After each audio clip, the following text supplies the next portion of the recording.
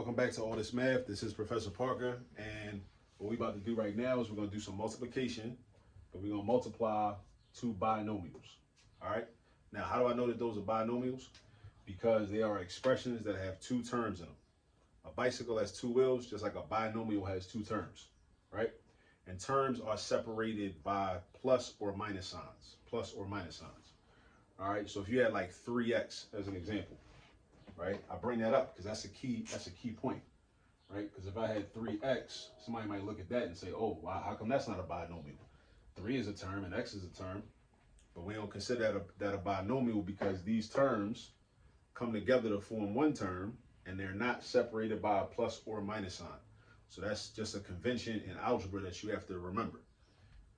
Terms are separated by plus or minus signs if we're dealing with binomials and trinomials or 4-term polynomials, 5-term polynomials, and all that.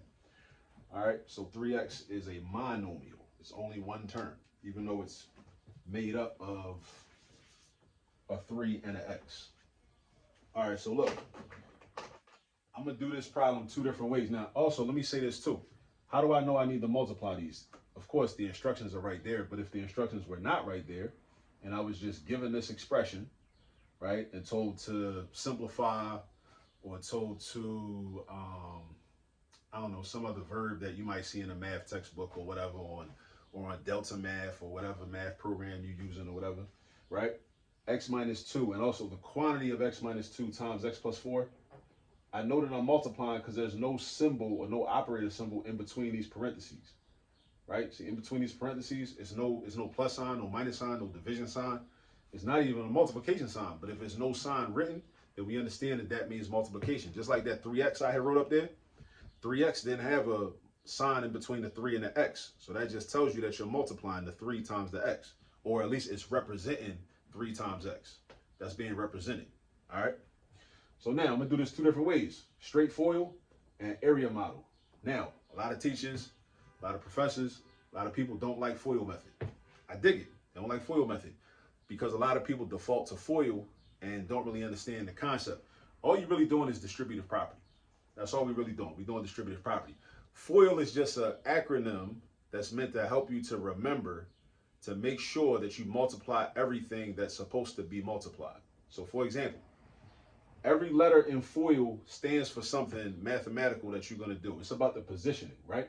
The F stands for first. What does that mean? That means the first term in this binomial is going to get multiplied by the first term in this binomial. All right? The O, the outer terms. So that deals with positioning. So I like to think of it like this, right? Imagine you got a couch. And it's 4 seats on this couch. Nice little couch. Comfortable, you know. Type of couch you don't really want to sit down on if you got work to do because you might fall asleep. You know what I'm saying? You don't want to sit down on that type of couch, right? So you got a 4-position couch, 4 positions, 4 seats, 1, 2, 3, 4. If it's 4 people sitting down in each cushion or in each space, you got the outermost people, the X and the 4, and then the I stands for inner. So you got outers, the X and the 4, and you got inners, the -2 and the X. So you got outers and you got inners. You got outers and you got inners. All right? Then the L, back to the order, stands for last. So first would be X and X. Notice how this X though, this X is not only a first, but it's also an outer. It's a first and it's an outer. Because look, it's the first term in this binomial and it's an outer term based on the position. Right? The I is the inner terms. That's -2 and X, just like this X is a first term, but it's also one of the inner terms. So we got -2 times X. And then the L stands for last. So the last term in this binomial is -2. The last term in this binomial is +4. So that's what we're going to multiply. All right? So that's how you use FOIL. Now let's do it. So what's going to happen is put your equal sign, first times first, X times X. So you got to know something about exponent properties. If you do X times X, you got to add the exponents and get X to the second power, right? That's like an abbreviation of X times X, X to the second power. Then your O is your outer terms. Remember, the people sitting on the outer cushions in the couch, the outermost cushions on that couch. You got X times 4. So we don't say x4, we say 4x. That's what we say. All right, then the I stands for the inner terms. So we're multiplying -2. Don't forget that's a negative. That minus sign makes that 2 a negative. That's not a positive 2. This minus sign renders this a -2. So -2 times x is going to give me minus 2x. And then the L, the last terms, boom, -2 times 4, which is going to give me -8. So then we got -8. So x squared plus 4x minus 2x minus 8. And then what I do after that is I try to simplify by combining like terms. So my like terms are terms that have the same variable with the same exponent. So this 4x and this -2x, they're alike. Even though this is a 4 and this is a -2, the coefficients can be different. The coefficient tells you how many of the x's you have. So I got 4 of them right here and I got -2 of them right here. Or at least I'm representing -2 of them right there.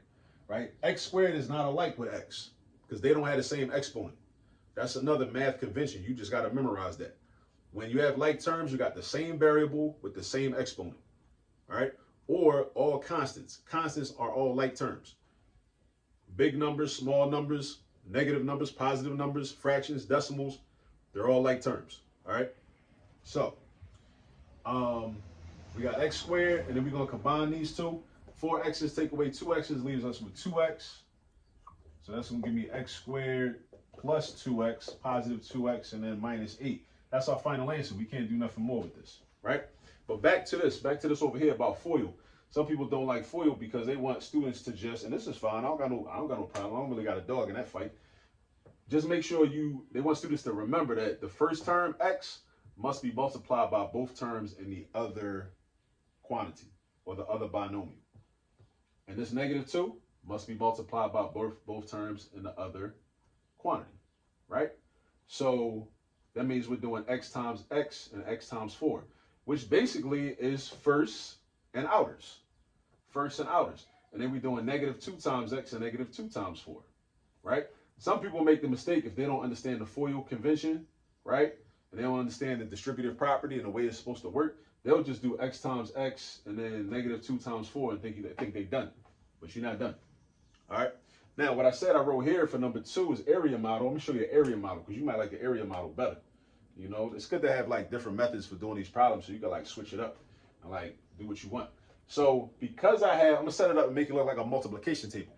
That's again. So parents, if you're watching this, this is again another reason out of the many reasons why your children should memorize their multiplication facts early as possible. Because when they get older and they start doing algebra, they can use area models.